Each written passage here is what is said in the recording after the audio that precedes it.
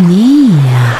The scream tore through the night like a blade through water, not from a throat, but from the river itself. The current convulsed, white foam exploding against the banks. Every hut in Riverbend shuddered. Dogs whimpered. Infants wailed without reason. The moon flickered behind a veil of cloud, as if afraid to witness what came next. Nia stumbled from her mat, hard hammering. The air burned cold. From beyond the hut came another cry. This one smaller, thinner, the kind that makes blood remember its own sins. She ran. Sand scorched her bare feet. Behind the hut, the bamboo cage quivered in the dark. The palm leaves shifted, and a glimmer spilled through silver, wet, alive. Inside, the mermaid writhed, belly round, tail splitting under the dry air. Her hands clutched the bars. Her mouth opened, and again the river screamed through her.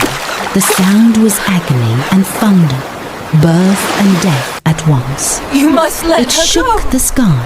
Oko burst from the doorway, knife in hand, eyes wide with the madness of pride. Nia turned toward him, voice breaking beneath the echo. You hear it, Oko? That's not Oko. She pointed to the river, trembling.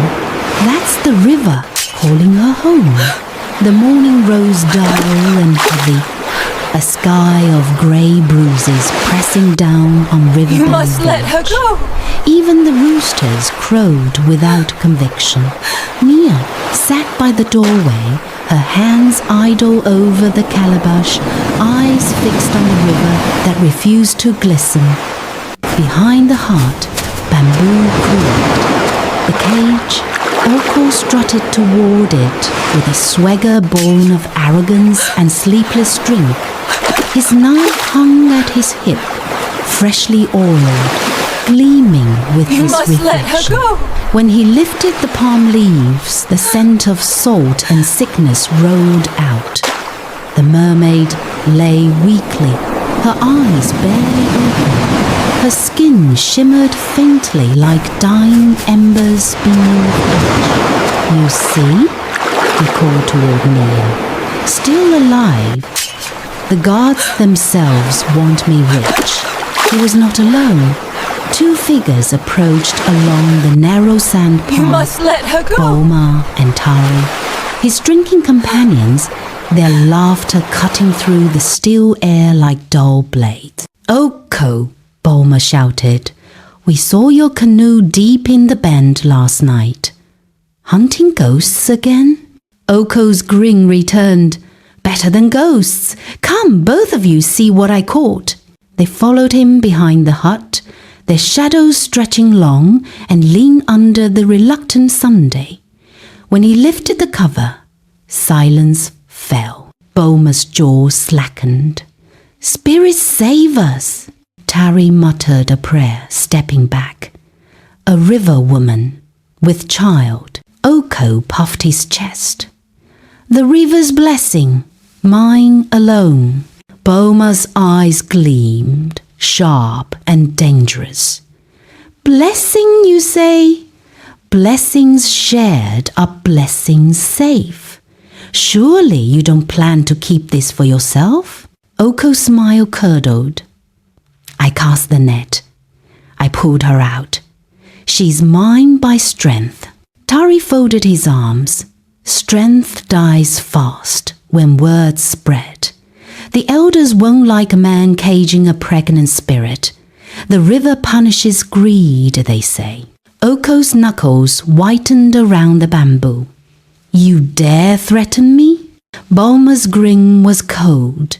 Not a threat, a truth. Share her or share your ruin. Nia listened from inside.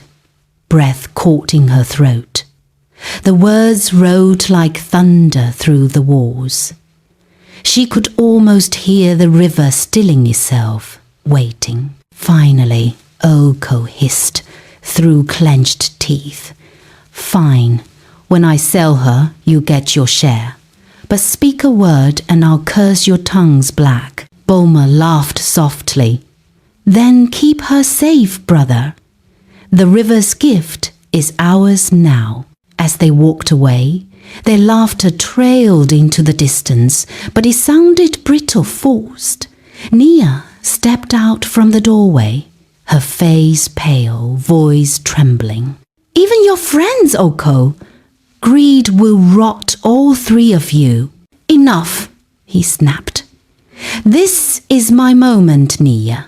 Stay silent and you live well. Speak again and you bring curses. He stormed inside, the door slamming like judgment. Nia stood still for a long time, the wind tugging at her wrapper. Behind the hut, the mermaid cried softly, a sound no human throat could make half sob, half song. Nia turned, unable to bear it. She ran to the clay pot, filled a calabash, and knelt beside the cage. The mermaid's breath was shallow, her voice faint. The river remembers, she murmured.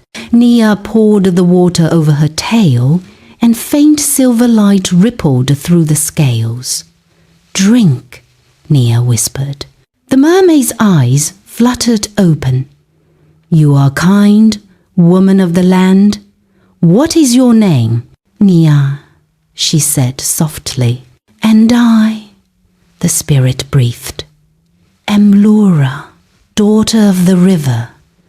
Her hand brushed the bamboo, weak but warm. You must not linger, Nia. The water watches. It does not forgive delay. Before Nia could reply, Oko's voice split the air behind her. I told you to leave her. She turned, trembling. She's dying, Oko. She needs water. Then let her die, he barked. Her death will still fill my hands with gold. Nia stepped forward, eyes blazing despite her fear. Gold cannot fill a cursed grave. He struck the cage with his knife hilt, the sound echoing like a thunder. One more word and I'll... But before he finished, a gust of cold wind swept through the yard. The river roared, though its surface was still. For an instant, Oko's knife gleamed blue, the color of the spirit flame.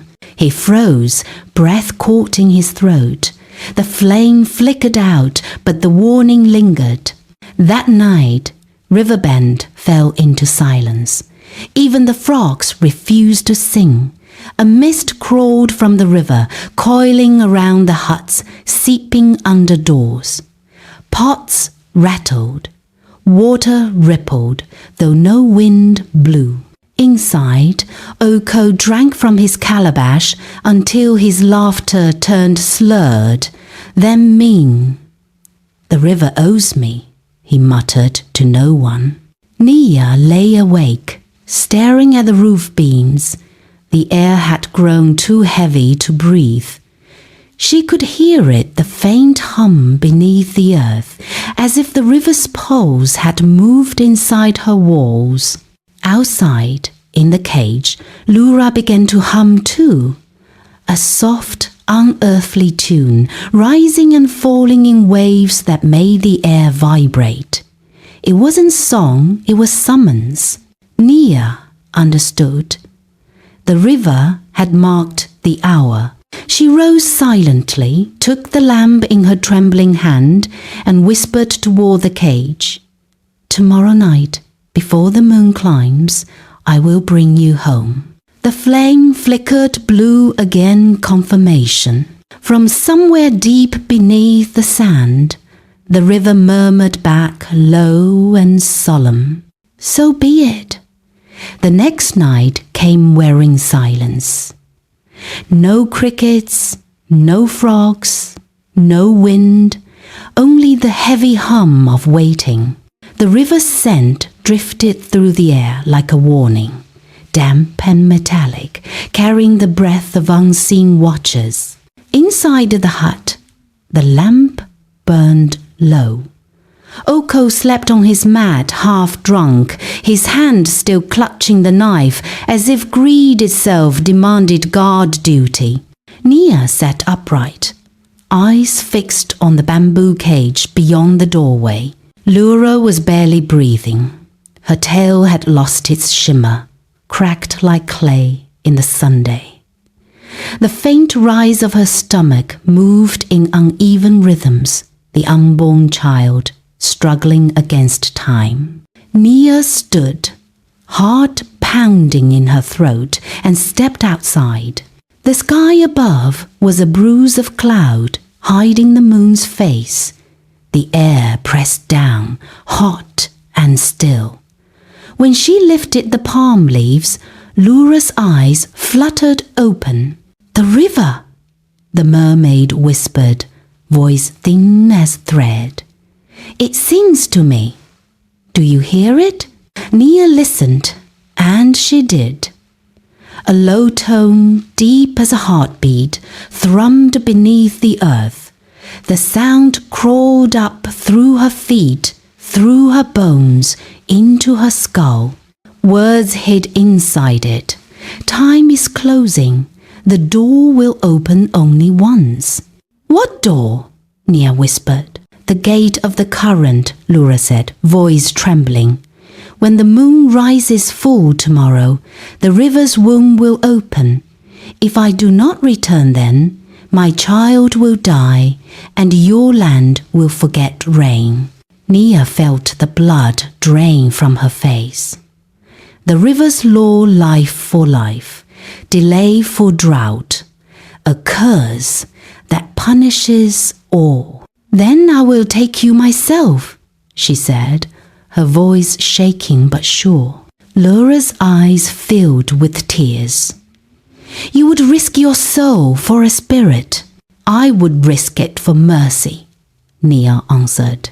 Before the mermaid could speak again, the door crashed open behind her. Oko's voice, ragged and loud. "Still here? Still defying me?" He stepped into the lamplight, knife glinting, eyes red as coals. Nia rose slowly, turning to face him. "She will die, Oko. The river calls her." He laughed a harsh, drunken sound. "The river owes me. You all owe me. I am the one who dared to take what others fear." Nia stepped forward, her voice low measured. "And when the river dares to take back what you stole, what will you say then?" His face twisted.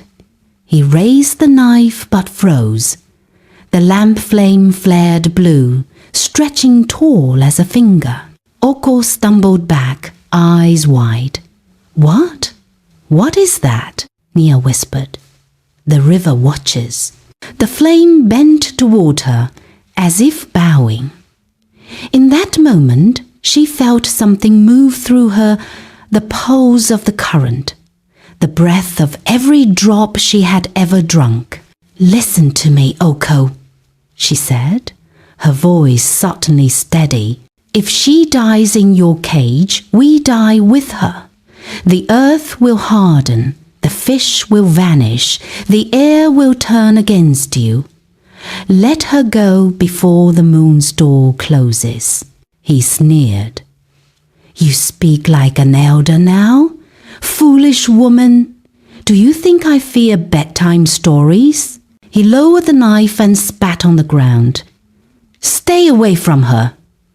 One more act of pity, and I'll send you to your mother's grave myself." He turned, slamming the door, muttering curses.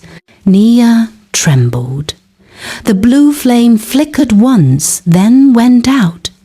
Only darkness remained. But in the silence, she heard it again, the river's voice, this time clearer, feminine, ancient. "You have chosen. The vow will be tested. She knelt beside the cage. "Tell me what to do," she whispered. Lura's eyes shimmered faintly. "Before the moon climbs, bring me to the water. Pour none upon me until we reach it. If even one drop spills on the path, the river will not open." Nia nodded. "I understand." The mermaid's tail twitched weakly, the sound like wet silk tearing. "You will need strength. The river helps those who walk alone." "I am not alone," Nia said softly. "You carry the river inside you." The mist thickened around them, glowing faintly silver. Somewhere within it, shapes moved, faces of women, children, and fish drifting like echoes. "The ancestors of the water tribe," one voice whispered close to her ear. "To save life, you must face loss." She bowed her head. "Then let the river take what it must." When she looked up again, the mist was gone. The air was warm. The night had begun to breathe again. Inside the hut, Oko snored, the sound of a beast too proud to sense the knife of fate poised above him. Nia rose, went to the window, and watched the river glow faintly under the clouded moon. Each pulse of light matched her heartbeat. She pressed her palm to her chest, whispering the vow aloud so the spirits could hear. "I, Nia of River Bend, break the law of men to keep the law of the water. Before tomorrow's moon is full, I will return what was stolen. If I fail, let the river take me too." The air shifted. The frogs began to sing again. The vow had been sealed. She turned to the sleeping form of her husband, his hand clutching the knife like a child clutching a toy. "Sleep, Oko," she whispered. "Dream of gold while I steal back your soul." Outside unseen, the river rippled once. A silver fish leapt, then vanished. The trial had begun. The moon was already rising. The night crept in slow, deliberate breaths, like the world was holding its lungs still, waiting for judgment. Oko had left, as he always did, to meet his phantom trader and boast of gold that had never existed. His footsteps faded down the sandy path toward the village square, swallowed by distance and pride. When the last echo died, Nia moved. She lit no lamp. She needed no light. The moon had already risen, swollen and perfect, bleeding silver across the ground. Its glow turned the river into a living road, beckoning her forward. Behind the hut, the bamboo cage sat quiet. Inside, Lura barely stirred. Her eyes fluttered open as Nia approached. "It is time," Nia whispered. "The river calls," the mermaid murmured. Her voice was thinner now, almost part of the wind. Nia had already prepared the wheelbarrow, lined it with folded cloth and a single mat. Once it had carried fish to market. Tonight it would carry salvation. She untied the ropes. Her fingers trembled, her breath shallow. The last knot slipped loose, and for a moment, just a moment, the world went silent. Then the mermaid's tail twitched, catching moonlight like liquid silver. When Nia lifted her, the weight was staggering. The upper body felt light, fragile as a child's, but the tail was heavy as truth. Her muscles screamed. "Hold on to me," she whispered. Lura's hands clung to her shoulders. The air burns, she gasped. Then let the river hurry us, Nia said, lowering her carefully into the wheelbarrow. She covered her with cloth to hide the glimmer. The path ahead waited, narrow and pale under the moon. Every sound seemed louder than life itself. The wheel creaking, sand shifting, frogs holding their breath. Halfway through the village, Nia froze. From somewhere behind came a noise, a footstep, or the imagination of fear. She turned, nothing but shadow. She pushed forward. The wind began to move differently, cool against her skin. The smell of water thickened. Each step felt heavier, as if unseen hands were pressing against her back, testing her resolve. She whispered a plea. River mothers, open your eyes. I return what was never mine. A current of cold air swept past, almost gentle, and the wheel rode easier. When they reached the last cluster of huts, Nia stopped. Beyond lay the clearing, then the river itself, silver and vast, breathing like a sleeping giant. Laura stirred. We are close, she whispered. I can feel her. The moon hung above them, perfectly round, its reflection rippling across the black surface. The hum of the river deepened, vibrating through the earth, through bone. Nia knelt. You're home now. With trembling arms, she lifted the mermaid again. The moment Laura's tail touched the water, light burst from the surface. Not fire, but living brilliance ribbons of silver weaving through the current like veins of lightning. The water rose, lifting Laura from Nia's arms.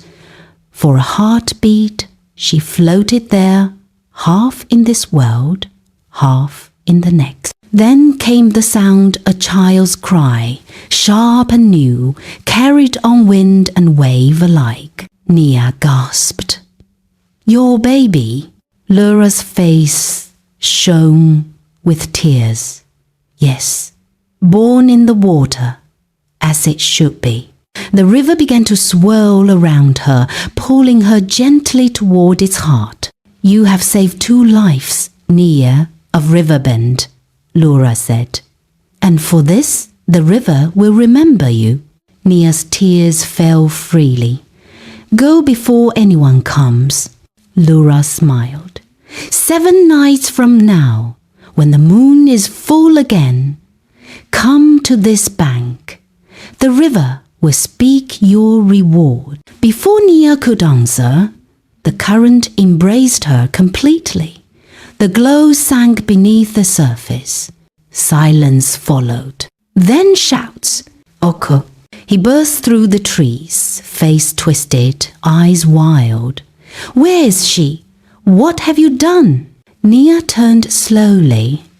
Her wrapper was soaked, her hands shook, but her eyes held no fear. I returned her to where she belonged. He staggered toward the river, shouting, Come back! You're mine! The water rippled softly, indifferent. Then from somewhere deep came that cry again, the baby's wail, carried by the wind. Oko froze. His mouth moved, but no sound followed. The glow on the water flickered once, then vanished. The river went still. You fool, he hissed, turning to her. You've destroyed us. No, she said quietly. You destroyed yourself the moment you called a soul your property. The river's breeze stirred. A wave rose from nowhere and crashed against his chest, not enough to knock him down, but enough to leave him drenched in shimmering light. He gasped. His eyes burned. For an instant, he saw faces beneath the surface, countless eyes staring back. Judgment, patient and cold. He stumbled backward. The light vanished. The moon dimmed. Nia whispered, "The river has taken note." Then she turned, leaving him at the bank, alone with the silence he'd earned. Behind her, Oko fell to his knees. The water mirrored him perfectly, then slowly erased his reflection. Dawn broke red as a wound. The sun crawled up the horizon like an angry eye, spilling blood-colored light over Riverbend village. The wind was still, the air heavy. The birds refused to sing. Even the river eternal, talkative, restless, lay silent, its surface flat as hammered iron. Oko stood at the bank, eyes hollow from sleeplessness. His nets hung limp beside him, untouched. He cast one into the water and waited. When he drew it back, it was empty. Again, empty, again, until rage began to chew his breath. He screamed, "Ungrateful spirit! The river owes me!" The echo came back twisted, whispering, "No man owns the river." He dropped the net and staggered home, soaked in defeat. By midday, Boma and Tari arrived, sweat slick on their brows, smiles sharp as knives. "Oko," Boma said, "we came for our share." Oko's face twitched.